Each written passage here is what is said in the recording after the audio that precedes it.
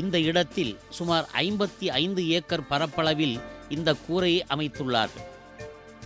போட்டதே போட்டாங்க, கூரையை முழுசும் போட வேண்டியதானே? உண்மைதான். மொத்தம் 60 ஏக்கர் பரப்பளவு உள்ள இந்த இடத்தில் 55 ஏக்கர் இடத்தில் தான் இந்த சோலார் பேனல் எனப்படுகிற இந்த கூரையை அமைத்துள்ளார்கள். நாம் சிந்திக்கிறது ஒரு பக்கம் இருக்கட்டும், ஐயா கனகராஜ் என்ன சொல்கிறாருன்னு கேளுங்க. 2010 டிசம்பரில் கமிஷன் செய்யப்பட்டு ஆரம்பிக்கப்பட்டது. 5 மெகாவாட் கெப்பாசிட்டி உள்ளது. அப்படி என்றால் ஒரு நாளைக்கு ஆவரேஜாக 25,000 யூனிட் ஜென்ரேஷன் செய்யும் கெப்பாசிட்டி. இது சூரிய சக்தியிலிருந்து மின்சாரம் தயாரித்து கவர்மெண்ட்டுக்கு டிஎன்இபிக்கு கொடுக்கப்படுகின்றது. Amorphous silicon thin film solar அப்படிங்கிற அந்த டெக்னாலஜியை உபயோகப்படுத்தி சூரிய ஒளியிலிருந்து மின்சாரம் தயாரிக்கிறாங்க.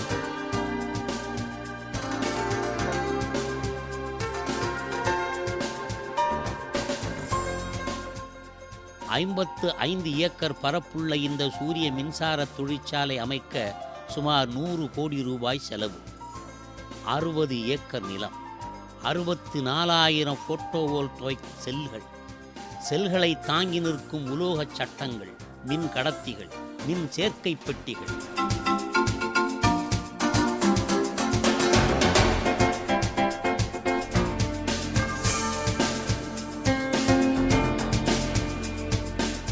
மின்சாரம் தயாரிக்கிறதுக்காகவா அமைச்சிருக்காங்க இந்த கூரையை?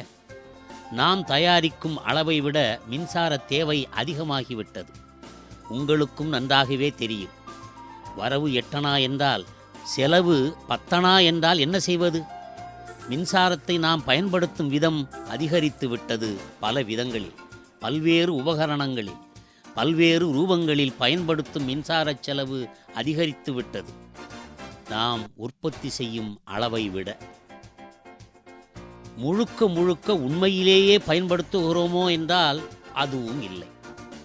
இந்த சோலார் பேனல்களை பயன்படுத்தி எப்படித்தான் மின்சாரம் உற்பத்தி செய்யப்படுகிறதோ பார்க்கலாம். சோலார் பேனல்கள் எனப்படும் இந்த சூரிய ஒளி தாங்கும் கூரைகளில் ரசாயனங்கள் பூசப்பட்டுள்ளன. இந்த ரசாயன பூச்சுக்கள் சிறு பட்டைகளாகவும், இவற்றை இணைக்கின்ற மின் கடத்திகள் இடையிடையே மெல்லிய கோடுகளாகவும் தெரிகின்றன. சூரிய ஒளியை உறிந்து சூட்டையல்ல, போட்டோவோல்டாயிக் என்ற முறைப்படி மின்சாரத்தை உற்பத்தி செய்யும் திறன் கொண்ட ரசாயனங்களின் பூச்சு, அவற்றை இணைக்கும் மெல்லிய மின் கம்பிகள், cadmium telluride, copper indium selenide, gallium arsenide, polymer, silicon thin film என பல வகையான ரசாயனங்கள். இவற்றில் சிலிக்கான் எனப்படுவது மணல்தான். ஒளியை உறிந்து மின்சாரம் தயாரிக்க வல்ல வண்ண சாயங்களும் உள்ளன. இந்த தட்டுகளில் காணப்படும் ரசாயன பூச்சை மெல்லிய மின்கடத்திகள் இணைத்து, இங்கு காணப்படும் ஒவ்வொரு செவ்வகத்தகட்டையும் இணைத்து இந்த இடத்தில் 60,000 தட்டுகளுக்கு மேல் உள்ளன. ஒவ்வொரு தட்டும் 90 வாட் மின்சக்திக்கு மேல் உற்பத்தி செய்யும் திறனுடையவை. இந்த தட்டுகளின் ஒட்டுமொத்த மின் உற்பத்தியையும் ஒன்றாக்கி கட்டுப்பாட்டு அறைகளில் இந்த மின்சாரத்தின் தரத்தை மாற்றி தேசிய மின் இணைப்பில் சேர்ப்பதுதான் இங்கு நடக்கின்ற முக்கிய பணி. ஆக மின்சாரம் சூரிய ஒளியிலிருந்தும் கிடைக்கிறது.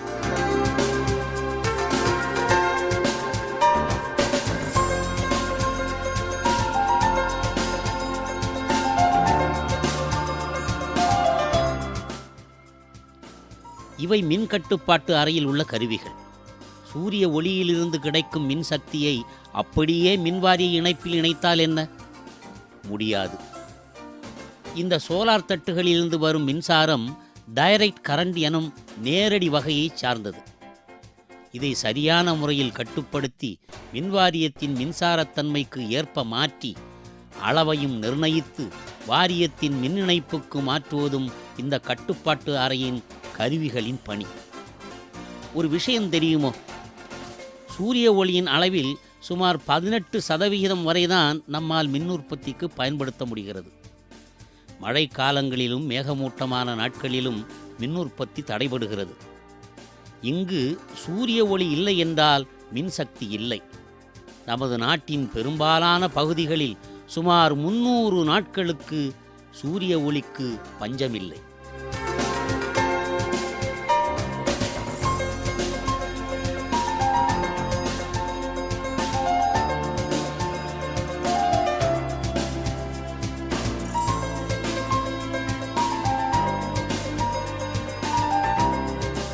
சரி, நாம் முன்னர் கண்ட காட்சிகளில் இந்த சூரிய ஒளி வாங்கும் தட்டுகள் சரிவாக வைக்கப்பட்டுள்ளதின் பயன் என்ன? முதலில் சூரியன் உதயத்திலிருந்து மறைவது வரை நிறைய அதிக அளவு சூரிய ஒளி விழும் பலன். மற்றவை மழை நீரும் பனி நீரும் விழுந்தால் வழிந்தோடும் விளைவு. நம் வீடுகளில் கூட இந்த சோலார் பேனல்களை வைத்து பயன்பெறலாம் என்று தோன்றுகிறது. தாராளமாக செய்யுங்கள். சிறு காற்றாலைகளையும் சேர்த்து நிறுவுங்கள். பகலில் சூரிய ஒளி மின்சாரத்தை சேர்க்கலாம். இரவிலும் பகலிலும் காற்று வீசும் நேரங்களில் காற்று சக்தி சேர்க்கலாம்.